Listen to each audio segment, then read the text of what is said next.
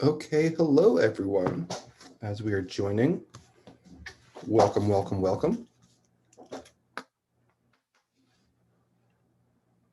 We'll give it a minute here for everyone to get in.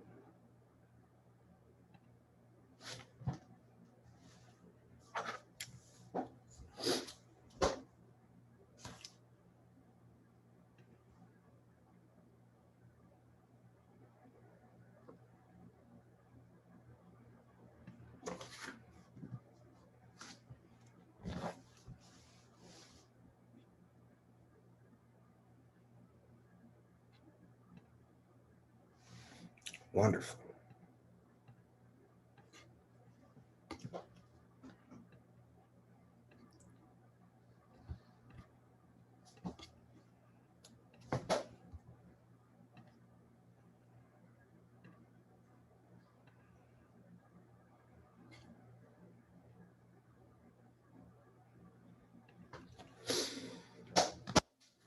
Great.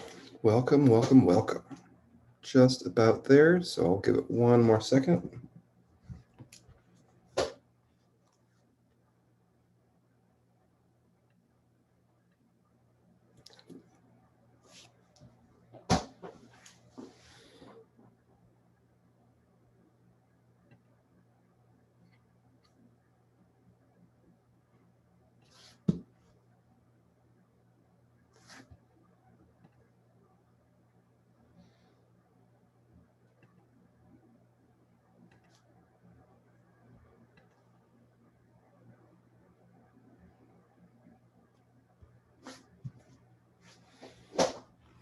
Okay, I think we're about at quorum.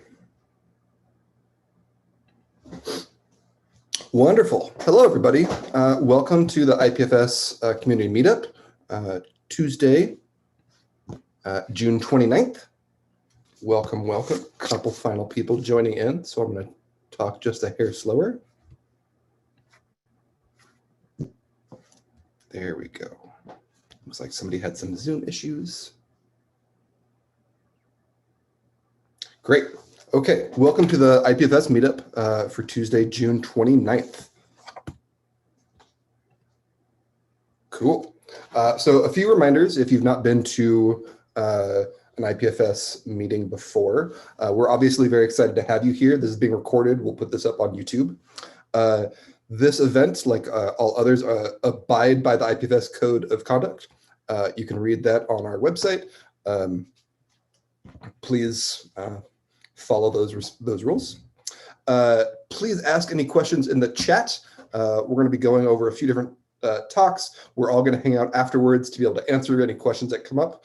But you will be muted, so questions go in the chat. We will get to them in an orderly fashion. As mentioned, this video will be going up on the IPFS YouTube page, as do our past meetings. If you'd like to see what's going on in the IPFS community, that's a great place to go catch up and hear some excited people talk about things they're passionate about. And if you yourself are interested in speaking at a future IPFS meetup, by all means do so. You can email IPFS-community@protocol. Give us a little introduction. We'll figure out when and where we can fit you into the next speaker lineup. Great. So we're right about on time. I'm very excited. Let's go there.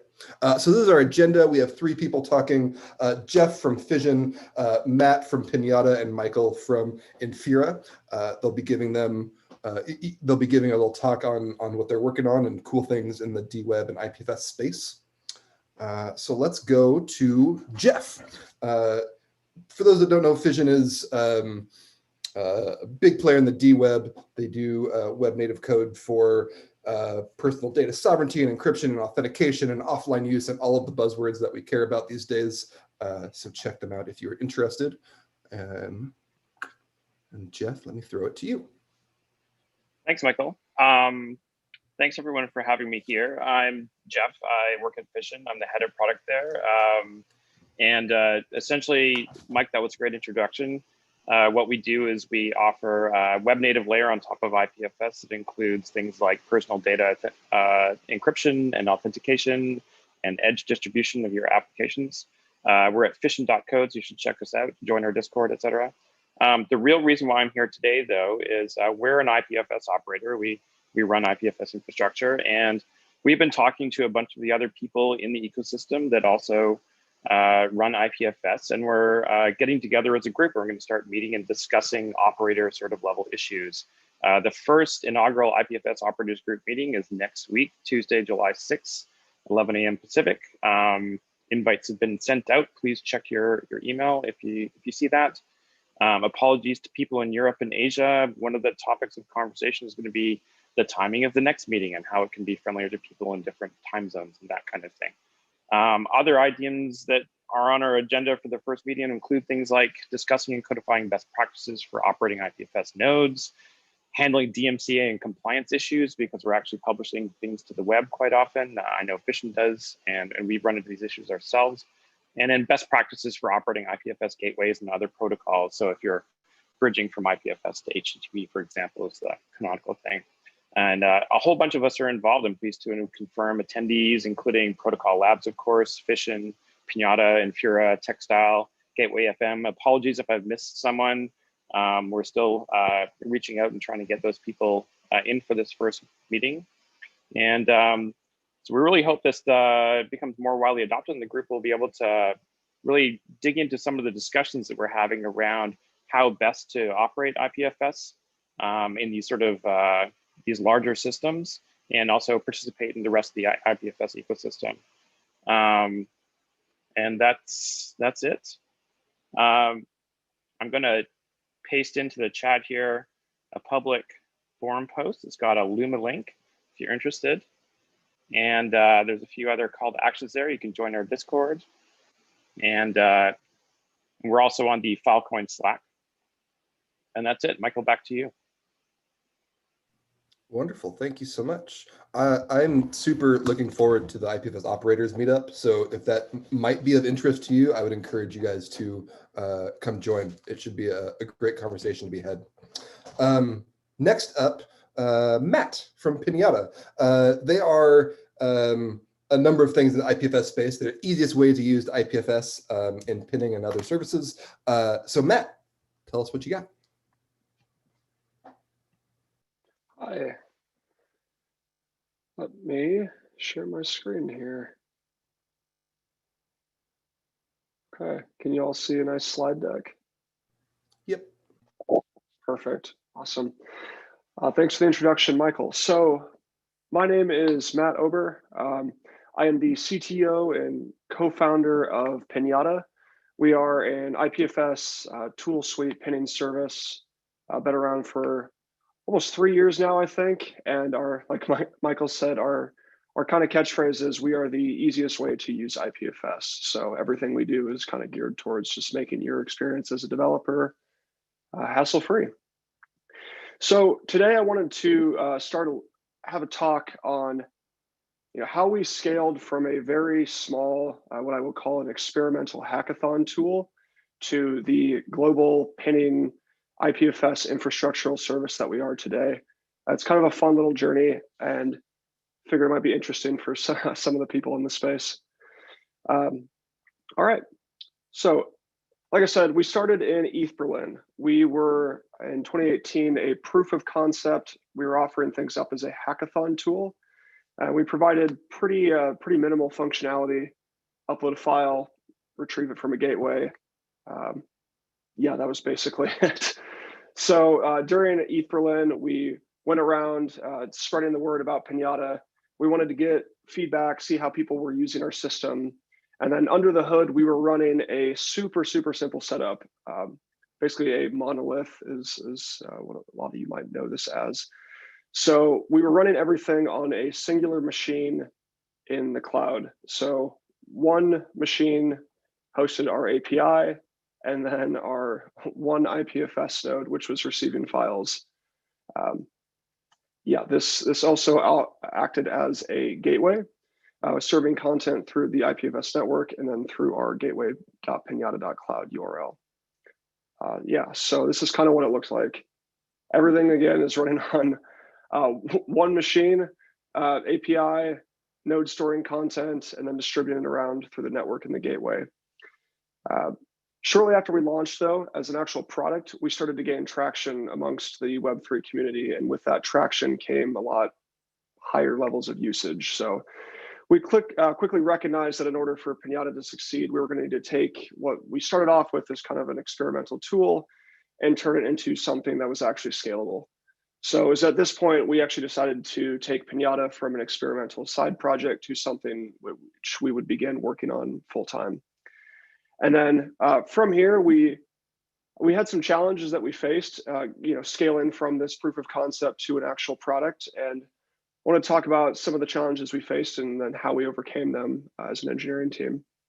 So the first challenge we ran into was resource problems. We were, again, running everything on a singular machine. And during times of high traffic, this meant that things were getting a little resource constrained and starting to put out fires, trying to handle that traffic, scaling the nodes up.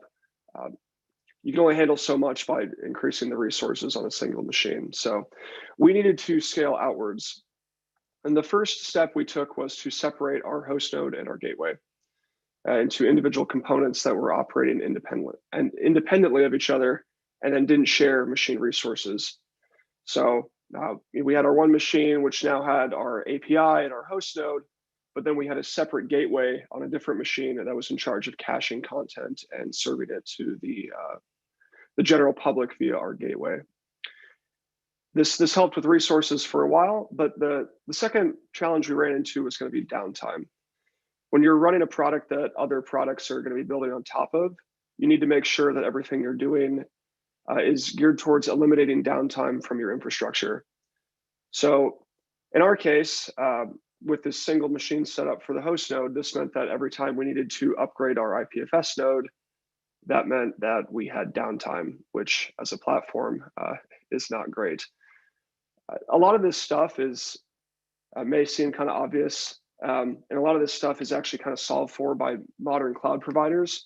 But starting up in the IPFS space, there is no S3 for IPFS. There's no kind of managed database services. We're kind of building everything from scratch. So doing all this manually was kind of a fun process that we went through as an engineering team. So in this case, when we took a node offline, things went offline for the duration of that upgrade, and we needed to fix that. So the second solution we went through was multiple host nodes. Pretty simple in practice, basically meant that we integrated multiple IPFS nodes into our infrastructure, which acted twofold. The first thing was that it would help with load balancing. So content requests would get automatically routed amongst the various nodes that we had online. And that would kind of help, again, balance that load between those nodes so that not a single node became overwhelmed and we could scale out horizontally as needed based on the traffic we were getting.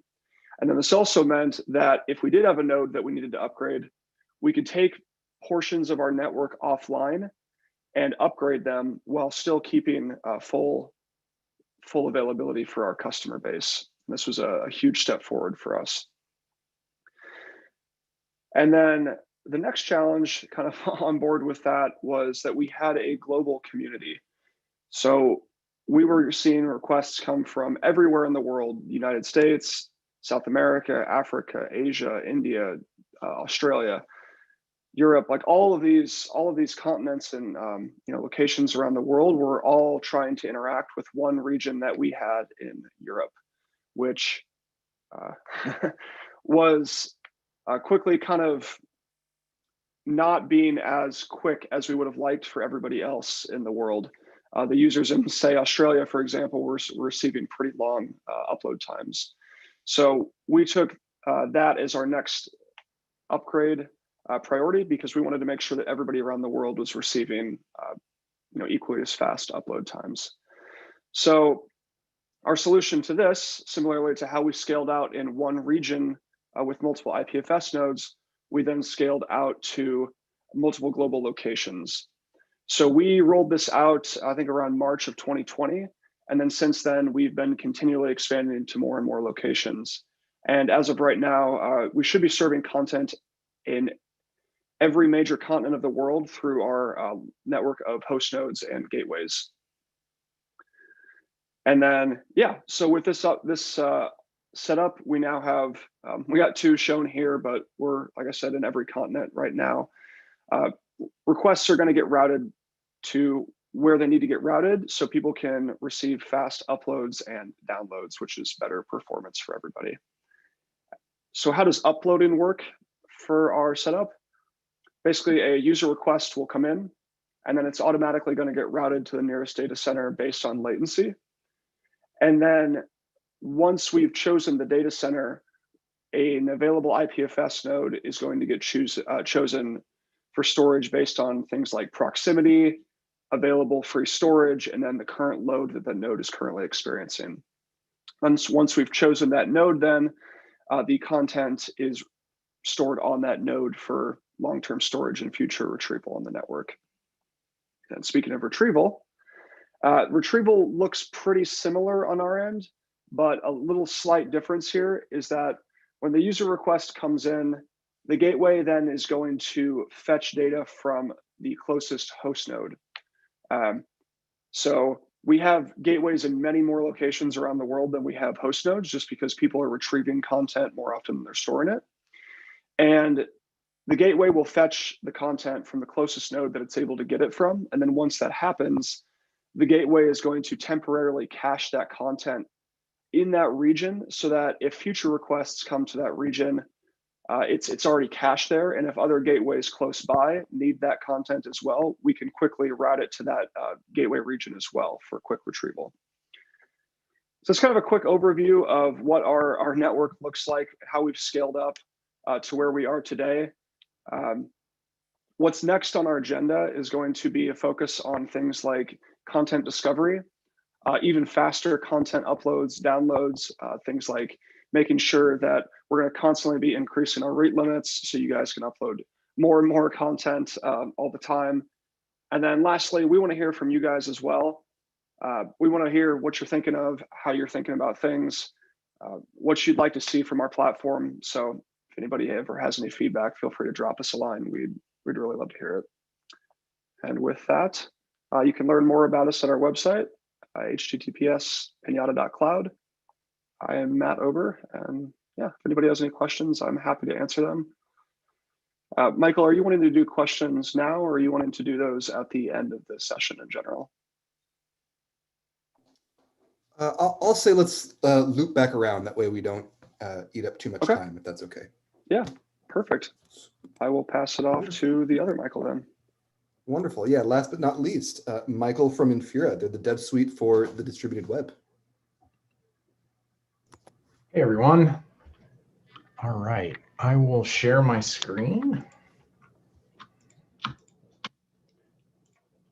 right, hopefully everyone can see everything. So as Michael said, I'm Michael Godsey. I'm the GM head of product for Infura.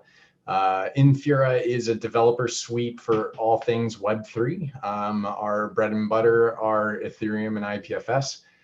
We've been hosting both networks for over 4 years and have been really the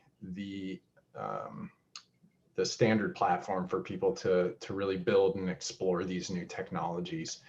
And so for a couple of years ago, we upgraded our Ethereum service to really kind of build in more product functionality and make it something that applications could really scale on top of. And we just released the matching IPFS upgrade for our platform. So now developers that have been experimenting with Infura, developers that have started to really build IPFS into their applications and are exploring IPFS as a really meaningful addition to how they're doing data storage or data security, can utilize IPFS at the very, very high level of quality that we've established with our Ethereum product as well. So you can head to infura.io/product/IPFS, and you will see all of the new information on the new product and how it works. It's got full connectivity into our dashboard, which I'll walk through in a little bit. It's a highly available API. We've built really amazing, innovative systems around storage scaling, broadcasting data across the network, peering management. The list goes on and on and on. The backend infrastructure that makes this all work is pretty brilliant. So it has, you can have the same reliability that you have with all of our other products when you're using IPFS on Infura. And it works with all of the standard IPFS libraries. You know, it really is as simple as connecting into a URL and hitting go. And it's fully pay as you go. So there's, it's pay for what you use. We really wanted to make it an easy way to scale, but also an easy way to continue experimenting. So we've also included a free amount of access to the product still. So this is, you know, this is a huge staple of our platform, is giving people the space to experiment. And as you can see, you can learn all about the pricing directly on our pricing page. So let's hop in. So basically, you'll go to infura.io, log into your dashboard, which I am already. And then you'll see an all new item on the left bar for IPFS, along with a lot of the other awesome networks that we support. Here you can learn a little bit more about the product and get some information about how to get started. A lot of similar information to what's on our product page, but these links are super helpful. We have some migration documentation. We have our links to our full documentation, which I'll give you a quick preview of in a little bit. So let's get started. So first, we're going to start by naming our project. So your Infura usage and your dashboard is kind of organized by product and project. And so this allows you to identify different use cases, or say you had a dev environment, a staging environment, a production environment. This would allow you to kind of configure all of those however you like. So we'll create demo for this one. And this is going to now show me my project settings view, which gives me really detailed settings on quotas, so that I make sure that, you know, I don't go above any spending amount that I want to. So you can come in here and say, I only want to use 10 gigabytes, and it will make sure that you don't go over that. Same with data transfer up and down. And then we have some additional security features, such as limiting access, which will help you control access to your API and make sure that if someone were to get access to your API key, it's not going to cause you damage to your account. So as you can see, I have a terminal pulled up here. This is, I'm going to quickly walk through live pinning a file to your Infura IPFS. So this is the documentation. As you can see, we have some really great getting started information. This will walk you through exactly how to start pinning files. The default functionality for an add method is that it will pin by default. You can use a parameter inside of the add method that will allow you to toggle that on and off. But for the purposes of this, I'm just going to keep it on. So we'll just do that. And there you go. So super simple. But what's cool is, let's go back to our dashboard, and we can now see the file that I just pinned in my Data Explorer, when I pinned it, how big it is. And then you'll get some real-time information about your pinning, and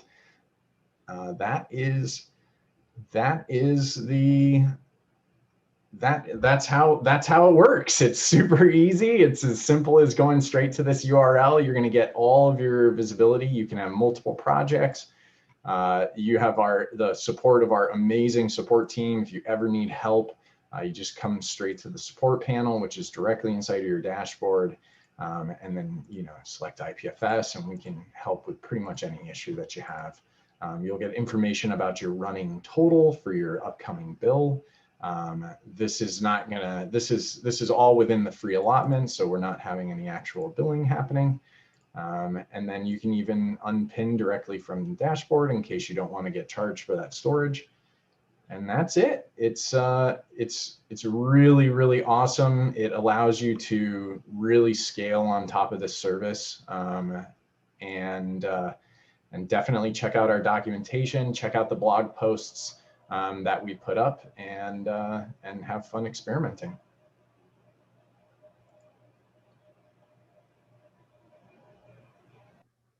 Awesome. Thank you so much, Michael, and Matt and Jeff as well for presenting for us this week. So that's the end. If we have questions, please post them in the chat. We can hang around and answer them.